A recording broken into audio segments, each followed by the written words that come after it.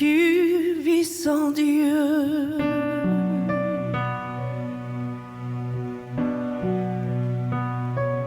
Tu es malheureux,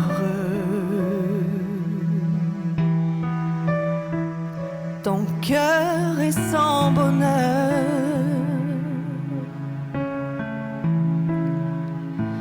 tu vis dans la peur, tu ne sais pas vraiment pourquoi.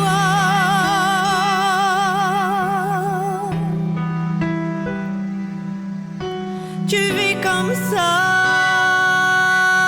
dans ton malheur, des fois tu pleures, tu te sens seul, tu te sens prisonnier, tu crois que personne ne peut rien changer. Si seulement tu savais ce qu'un jour Jésus a fait pour que tu aies la paix, que tu sois libéré.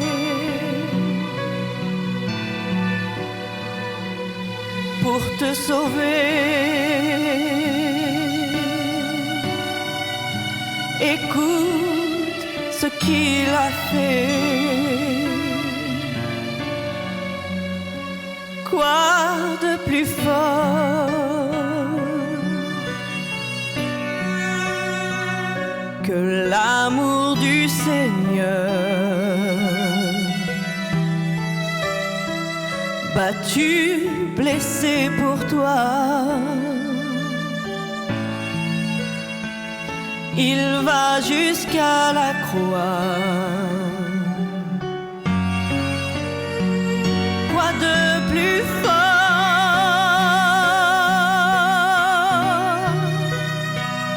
que son amour?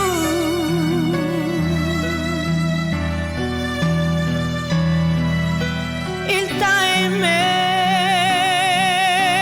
pour te sauver, il fut cloué. Et maintenant, il te dit, mon enfant, je suis ton Dieu, lève vers moi tes yeux. J'ai porté ta misère, oui, pour toi j'ai souffert.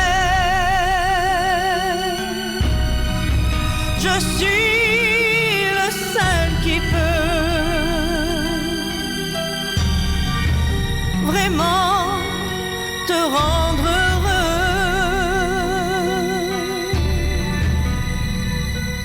Moi, Jésus-Christ, je peux changer ta vie dès aujourd'hui.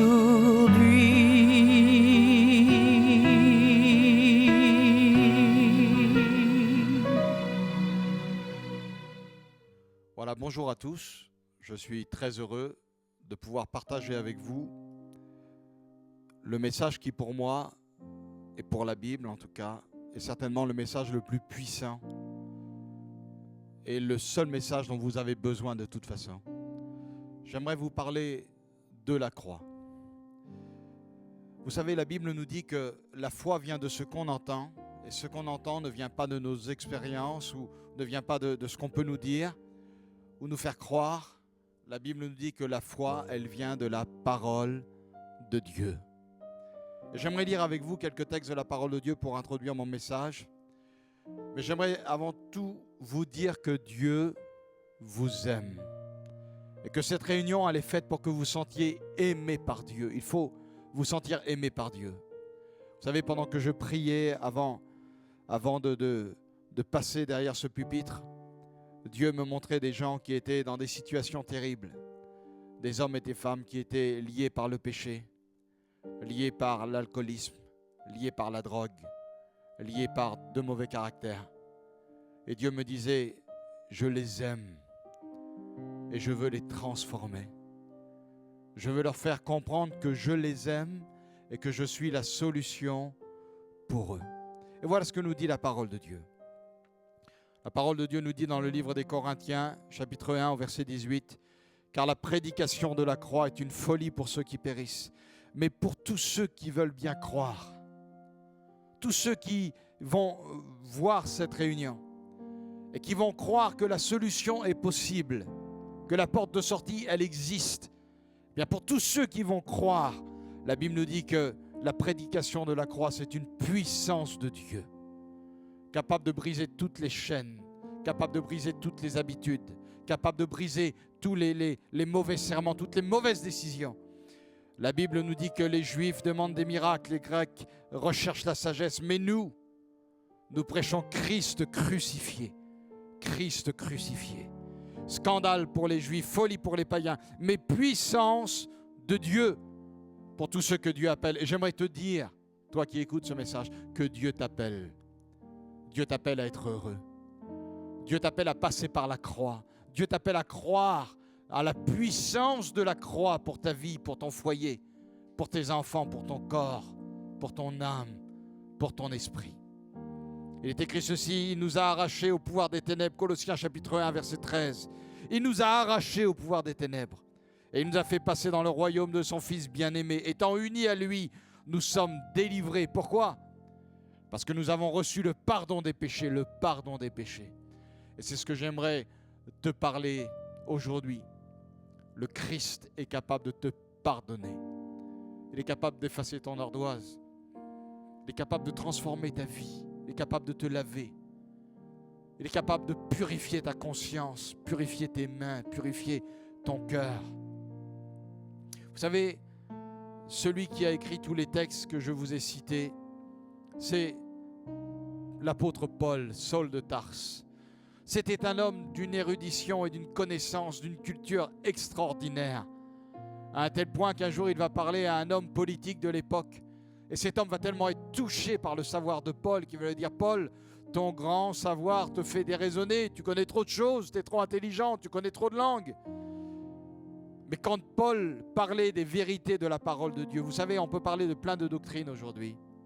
Les gens recherchent des doctrines, les gens recherchent certains mouvements, les gens recherchent certaines inspirations qui viennent d'ailleurs ou d'ici. Mais la seule chose dont tu as besoin, c'est de la croix du Christ dans ta vie. Et Paul disait, pour moi, frère, lorsque je suis allé chez vous, ce n'est pas avec une supériorité de langage ou de sagesse que je suis allé vous annoncer le témoignage de Dieu. Car je n'ai eu la pensée de savoir parmi vous autre chose que Jésus-Christ et Jésus-Christ crucifié. Et voilà, il va continuer en disant, ma parole et ma prédication ne reposez pas sur des discours persuasifs de la sagesse, mais sur une démonstration d'esprit et de puissance, afin que votre foi soit fondée non sur la sagesse des hommes, mais sur la puissance de Dieu. Amen. Et moi, j'aimerais te dire ce qui va se passer pendant que tu vas écouter, pendant que tu vas voir cette réunion. Le message que tu vas entendre n'est pas simplement composé de mots tirés d'un livre. Le message que tu vas entendre, c'est de la puissance de Dieu pour ta vie, pour ta vie. La croix, c'est la puissance de Dieu déversée sur ton cœur, sur ta vie. Toi qui vis un foyer difficile, toi qui es pris par toutes sortes de passions, je te le dis dans le nom de Jésus. La croix est la solution pour ta vie. Elle va briser tout ce que l'ennemi a pu mettre sur ton cœur. Vous savez, je vous lis un texte dans la parole de Dieu qui se trouve dans le livre des Colossiens chapitre 2 au verset 14. J'aime lire les textes de la parole de Dieu. Et je vous encourage là où vous êtes. Pour ceux qui n'ont pas de Bible, je vous encourage à vous fournir une Bible, à en acheter une. Et pour ceux qui ont la Bible chez eux, bien des fois mis dans un placard ou comme un petit peu une sorte de totem protecteur à l'intérieur de vos maisons, de vos campings, Je vous encourage à la prendre et à chercher tous les textes que vous allez entendre pendant ce message. Il est écrit, Colossiens chapitre 2 au verset 14, « Il a effacé l'acte dont les ordonnances nous condamnaient et qui subsistait contre nous. Il l'a éliminé en le clouant à la croix. Il a dépouillé les dominations et les autorités. Il les a livrées publiquement en spectacle en triomphant d'elles par la croix. Amen, amen, amen. » Vous savez, il est écrit ici que le Christ va éliminer l'acte dont les ordonnances nous condamnaient. J'aimerais vous dire ce soir que le désir de Dieu, le seul désir de Dieu, intime de Dieu, c'est de vous sauver. Dieu n'a aucun autre désir que celui de vous sauver. Il est écrit dans l'évangile de Jean chapitre 3 au verset 17. Dieu en effet n'a pas envoyé son Fils dans le monde pour qu'il juge le monde, mais pour que le monde soit sauvé par lui. Vous savez, j'ai eu le privilège dans mon ministère de m'occuper quelques années de la jeunesse. Et quand j'ai commencé mon ministère au sein de la jeunesse, j'avais peut-être pas le cœur assez rempli. Et j'ai demandé un jour quelque chose de Dieu, à Dieu, quelque chose de prétentieux peut-être, mais je lui ai demandé. Vous savez, il faut demander des choses à Dieu. Vous seriez étonné de savoir combien Dieu s'attend à ce que vous lui demandiez quelque chose et qu'il est prêt à y répondre. Et j'ai dit un jour, j'aurai jamais assez de patience, ni de force, ni de temps pour m'occuper de ces jeunes. J'aimerais quelques instants, Dieu, que tu me prêtes tes yeux et ton cœur. Et quand j'ai demandé ça à Dieu, Dieu l'a fait. Et j'ai vu tous ces gens qui étaient là devant moi, tous ces gens qui ne connaissaient pas Dieu, ces jeunes comme ces moins jeunes, avec les yeux et le cœur de Dieu. Et quand ça m'est tombé dessus, j'ai senti un poids tellement important de l'amour de Dieu que j'ai manqué de tomber par terre. Et ça fait maintenant presque 27 ans que cette vision et ce sentiment de l'amour de Dieu ne m'a pas quitté. Dieu t'aime. Dieu t'aime. Vous savez, l'acte dont il nous est parlé ici, peut-être qu'il y a des gens qui ne connaissent pas très bien la Bible, je sais que ce message va être envoyé partout. L'acte ici, c'est la faute d'Adam et Ève dans le jardin. La Bible nous dit que Adam et Ève vont trahir la confiance que Dieu avait mis en eux. Dieu leur avait dit, il ne faut pas faire ceci, ils vont le faire. Et la Bible nous dit que Dieu va prophétiser. Genèse chapitre 3, verset 16. Et Dieu va dire, écoute, à partir d'aujourd'hui, entre le diable qui avait fait pécher Adam et Ève et les hommes, Dieu va dire, il va y avoir une guerre. Vous savez, ne vous étonnez pas d'être malheureux. Écoutez ce que je vais vous dire. Ne vous étonnez pas d'avoir à lutter contre la chair. Vous savez, moi je crois qu'un homme qui boit, il ne le fait pas parce qu'il le veut. Je crois qu'un homme qui rend malheureux son foyer, il ne le fait pas parce qu'il le veut. Je crois qu'il aime réellement sa femme et ses enfants. Je crois qu'un jeune qui est là dans un faux chemin, au dernier un mur, et qui se drogue, il ne le fait pas pour se détruire. Il le fait parce qu'il y a quelque chose en lui qu'on appelle la loi du péché. Il ne peut pas aller contre, c'est pas possible. Combien de fois il a juré de ne plus le faire, de ne plus toucher à rien. Et puis dès que la situation est revenue, alors il est replongé parce qu'il y a en lui une loi du péché qu'il ne peut combattre. Et Dieu va dire, il va y avoir la guerre entre Dieu et les hommes. Et Satan qui est là est bien heureux. Il vient de faire tomber les anges, une partie des anges. Il vient de faire tomber encore la création de Dieu. Et Dieu se retourne vers Satan. Et quand Dieu se retourne vers Satan, il lui dit, écoute Satan, je vais t'annoncer quelque chose. Il va y avoir un jour quelqu'un qui va venir de la postérité de la femme. Et celui qui va venir ce jour-là ne sera pas n'importe qui. Il sera capable de t'écraser la tête. Il sera capable de réduire à néant toutes tes influences. Il sera capable de détruire ton œuvre. Il sera capable de détruire tout ce que tu voudras faire de mal. Et quand Satan écoute ces mots, il est terrorisé. J'aimerais vous le dire, de la part du Seigneur. Notre ennemi, c'est Reinhard Bonnke qui disait tout ça. Notre ennemi sur la terre, Satan sur la terre, est en très mauvaise santé. Il a été mortellement blessé à la croix. J'aimerais vous dire que quand Satan va écouter ces mots, il va être terrorisé. Dans Job, qui est certainement un des plus vieux livres de la Bible, sinon le plus vieux livre de la Bible, quand Dieu lui dit, Job, Satan, qu'est-ce que tu viens de faire? Satan lui dit, je viens de parcourir la terre. Il est terrorisé. Il sait parce qu'il connaît Dieu, il sait que Dieu, ce que Dieu dit, c'est vrai. Ce que Dieu dit, ça arrive. Ce que Dieu dit, c'est puissant. Il le sait. Il sait que si Dieu a dit ça, alors ça va s'accomplir. Et puis, des hommes vont se lever. Moïse va se lever, David va se lever. Des hommes comme Samson vont se lever, des hommes comme Saül vont se lever. Et tout le peuple qui est là va toujours vouloir essayer de trouver dans ses chefs une solution. En un, parce que Dieu lui parlait plus que les autres. L'autre, il était plus fort que les autres. L'autre, il était plus grand que les autres. Mais homme après homme, ils ont été balayés par le péché. Ils n'avaient pas la solution. Et puis Satan s'est attaqué sur ces hommes, pensant que c'était eux, mais personne ne pouvait lui tenir tête. Personne. Il était plus grand, plus fort. Vous savez, ne vous étonnez pas de ne pas pouvoir réagir à certaines situations dans vos vies. D'avoir fait tellement de promesses que vous n'avez jamais pu tenir. Il y a quelqu'un qui est plus fort que vous, plus grand que vous. C'est l'ennemi de votre âme. C'est l'adversaire, c'est Satan. Et puis la Bible nous dit que des années vont se passer, des années vont se passer. Les hommes vont attendre toujours.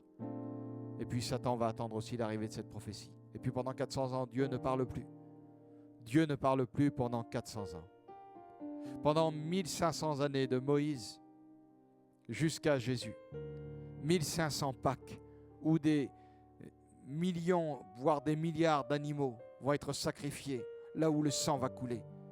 Et la Bible nous dit que l'ordonnance qui nous condamnait subsistait toujours. Subsistait toujours. Parce que le monde n'attendait pas le sang des animaux. Le monde attendait le sang de Jésus. C'est le sang de Jésus qui nous lave de tout péché. C'est dans le sang de Jésus qu'est la puissance de Dieu, le pardon de Dieu. Et la Bible dit que pendant 400 ans, Dieu ne parle plus. C'est la page blanche entre l'Ancien et le Nouveau Testament. Et puis le diable continue son œuvre ravageuse. Il continue à diviser les familles. Il continue à détruire les foyers. Il continue à faire faire aux hommes des choses qu'ils ne veulent pas faire. Et puis pendant un moment, le diable passe là. On se trouve dans l'évangile de Luc au chapitre 4. J'aimerais que vous le lisiez si vous avez la Bible chez vous. Et puis le diable arrive là. Il y a là un jeune rabbin d'une trentaine d'années. Il a certainement très faim. Ça fait 40 jours qu'il est en train de jeûner.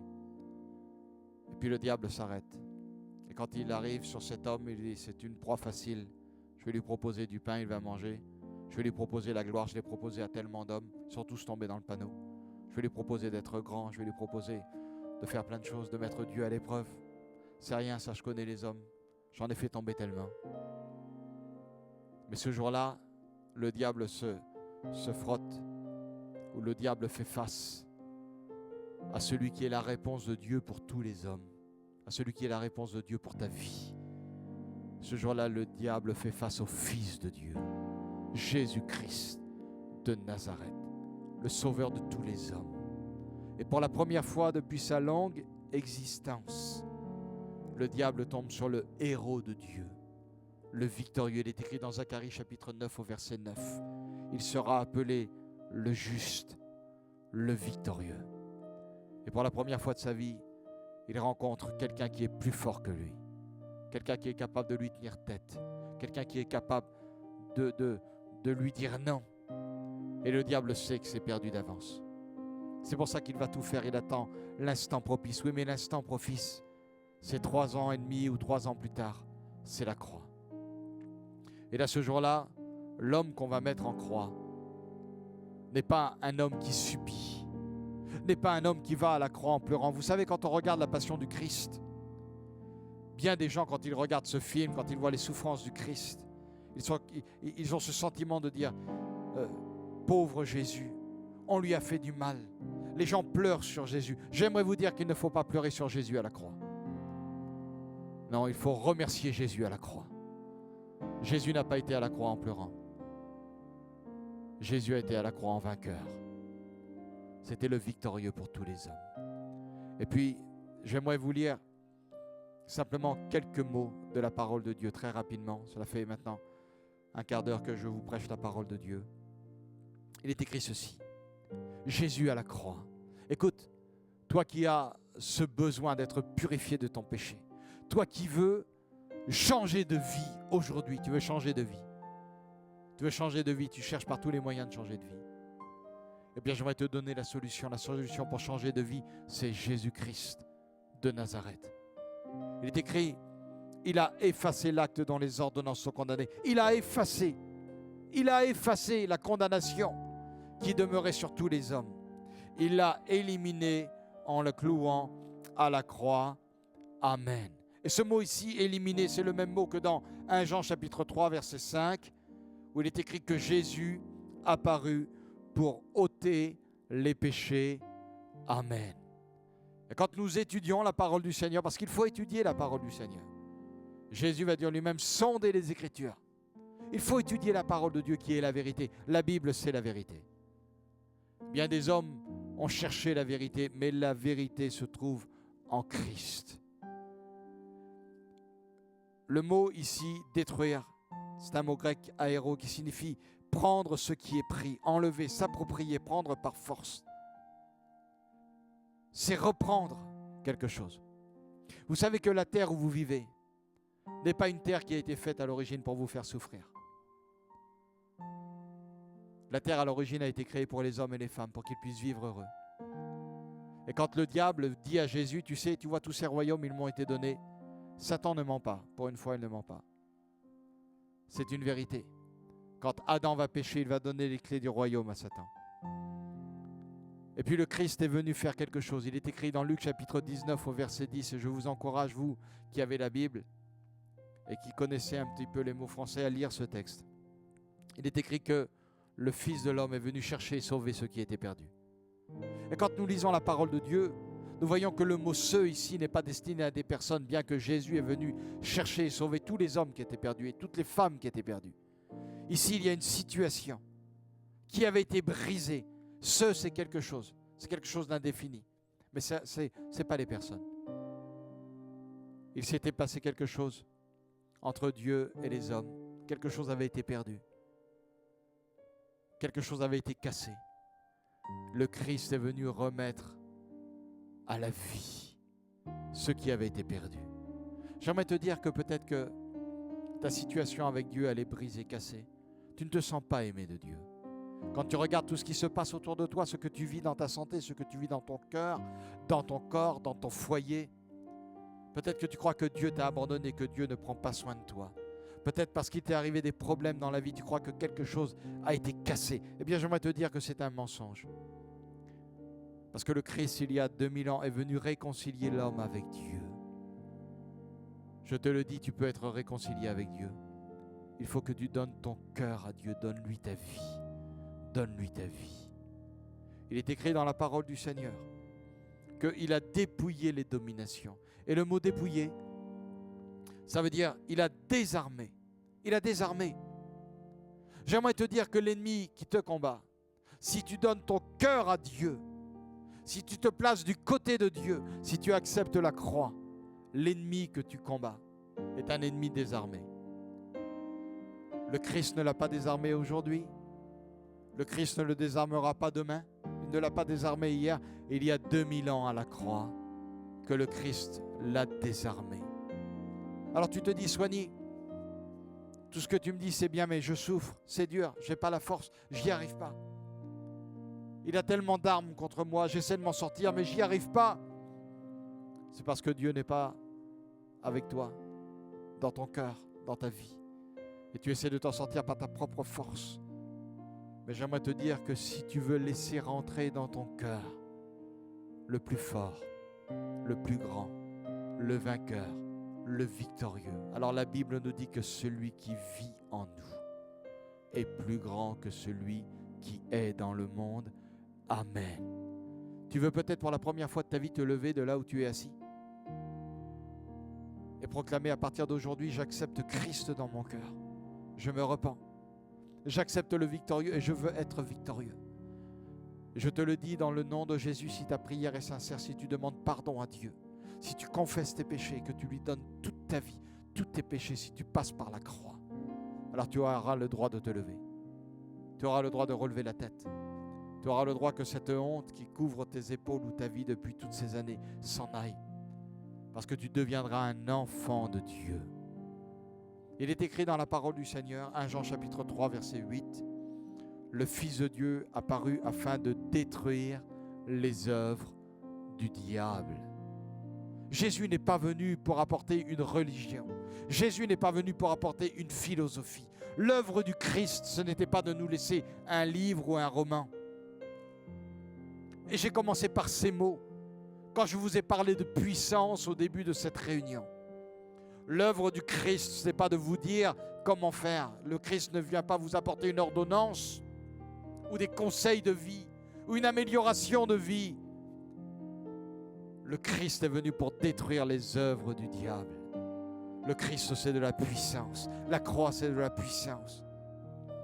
Et je sais que pendant que je te parle, pendant que je prêche l'amour de Dieu, je sais qu'il se passe quelque chose dans ton cœur. Tu sens qu'il se passe quelque chose. Tu sens que ton cœur est en train d'exploser. Tu comprends que c'est vrai. Parce que pendant que je prêche ici, pendant que l'endroit où je suis ici est rempli de l'onction du Saint-Esprit, là où tu es toi aussi, parce que Dieu n'est pas limité, il y a l'onction du Saint-Esprit qui est là, là où tu es. Et tu sens une atmosphère différente. Tu sens que des chaînes sont en train de tomber de tes mains, de ton cœur, de ta vie. Tu sens que la maladie qui te tient peut-être liée, courbée depuis des années, est en train de partir. Parce que rien ne résiste à la puissance de Dieu. Jésus est venu afin de détruire les œuvres du diable. Et je vais finir par ces mots. Il y a maintenant 23 minutes que je vous prêche la parole du Seigneur. Le mot détruire ici, c'est un mot grec, luo, qui signifie supprimer, détacher. C'est-à-dire que le Christ est venu détacher les hommes. Quand Jésus va dire, l'Esprit du Seigneur est sur moi parce qu'il m'a oint pour délivrer les captifs, pour apporter aux captifs la délivrance. Le captif, dans le terme biblique, c'est le prisonnier de guerre. C'est celui qui est prisonnier d'une guerre, qui n'a aucune chance de gagner seul. Il est prisonnier. Il s'est laissé rouler. Il s'est laissé prendre. Il a commencé par quelque chose et puis il s'en sort pas, puis il tourne en rond. Eh bien, je t'annonce une bonne nouvelle. À la croix, le Christ est venu te délivrer. Laisse la puissance de délivrance du Christ briser tes chaînes maintenant. Briser tes chaînes maintenant. Dans le nom de Jésus. Laisse le Christ briser tes chaînes. C'est l'onction de l'Esprit de Dieu qui brise le joug. Ferme tes yeux de ta place là où tu es. Et dis, Seigneur, maintenant je te donne ma vie, je te donne mon cœur, ma vie. Que mes chaînes soient brisées maintenant dans le nom de Jésus. Le mot luo veut dire aussi libéré de sa prison, annulé, renversé, privé de son autorité, déclaré illicite ou illégal. Je te le dis dans le nom de Jésus, si tu donnes ton cœur à Dieu, le diable n'aura plus aucun droit sur toi. Son action dans ta vie sera déclarée illégale par la croix, illégale par la puissance de Dieu, illégale. Il n'a plus le droit. Dis-lui là où tu es, tu n'as plus le droit.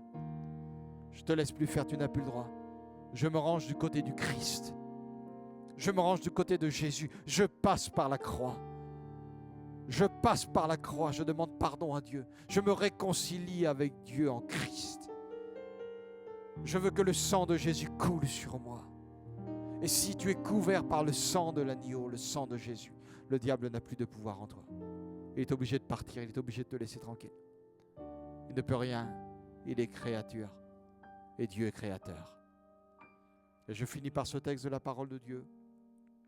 Et je prie le Seigneur pour vous. Il est écrit dans le 2e livre des Corinthiens, chapitre 10, verset 4. Car les armes avec lesquelles nous combattons ne sont pas charnelles, mais elles sont puissantes. Il a été beaucoup parlé de puissance aujourd'hui. C'est cette puissance dont tu as besoin. Par la vertu de Dieu, pour renverser les forteresses, nous renversons les raisonnements et toute hauteur qui s'élève contre la connaissance de Dieu, et nous emmenons toute pensée captive à l'obéissance du Christ. Amen. Amen. Les pensées captives, les forteresses. Vous Vous savez, une forteresse, c'était quelque chose qu'on construisait à côté de quelqu'un qu'on voulait attaquer pour pouvoir avoir plus de facilité pour lui faire du mal.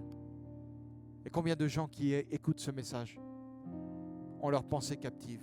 Ils ont tellement voulu tellement de fois s'en sortir. Et ça ne s'est jamais passé. Tellement de fois voulu raccommoder et ça ne s'est jamais passé.